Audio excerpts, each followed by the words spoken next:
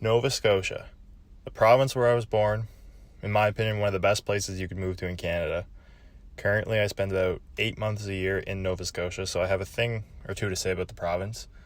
So let's get right to it in this video. 5 things you need to know before moving to Nova Scotia. Number 1, universities. If you're looking at universities for yourself or have kids looking, Nova Scotia is home to a lot of universities, considering how small the province is. Spread out all over, there's definitely one for everyone.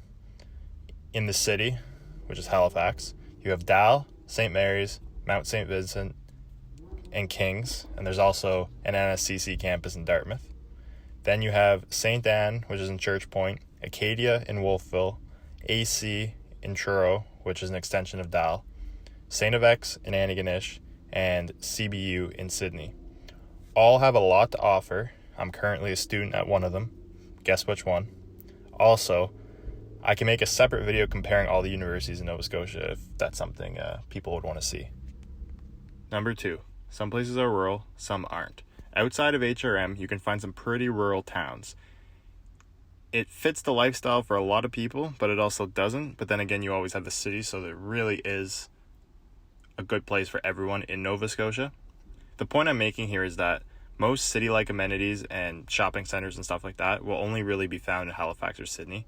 Of course, there are other towns all over the province that have decent amenities, but nothing compares to Halifax or Sydney.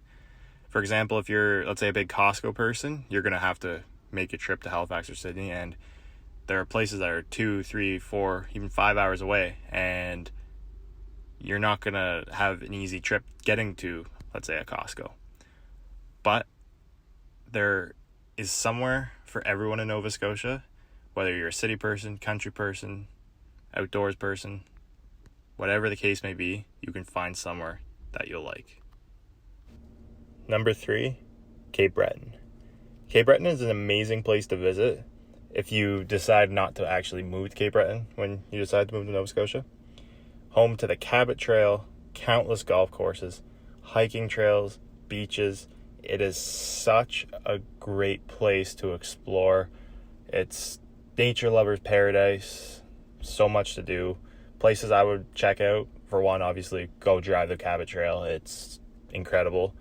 If you're into golfing, there's golf courses literally everywhere, and some of the best in Canada are in Cape Breton. Beaches, go to Inverness. You won't regret it. It's an amazing beach, beautiful coastline, so much to do there. And in general, Cape Breton is, I'm not going to say it's a hidden gem because, of course, everyone out east knows about Cape Breton, but there's a lot of people I feel that they don't understand truly what Cape Breton is like. And I'm telling you, if you move to Nova Scotia and it's not to Cape Breton, you're going to have to make a few weekend trips because it's a really, really special place. The 4th thing is the food. The food in Nova Scotia is amazing. Seafood is incredible, and there are so many great local restaurants spread out across the province. Also, donaires, one of the best creations on earth. There are so many great donaire spots to try. Halifax has some really, really good ones, and there's food trucks spread out in all these little towns. It's just, if you haven't had a donaire, honestly, you're missing out. And number 5, jobs. Jobs aren't exactly that easy to come by in Nova Scotia. The province does have under 1 million people, and outside of HRM, which is Halifax Regional Municipality for those of you wondering, there aren't an overwhelming amount of opportunities. That's kind of the best way I can really describe it. Basically, what I'm saying is my advice to somebody moving to Nova Scotia is to have something lined up, especially if you're not moving to the Halifax or Sydney area.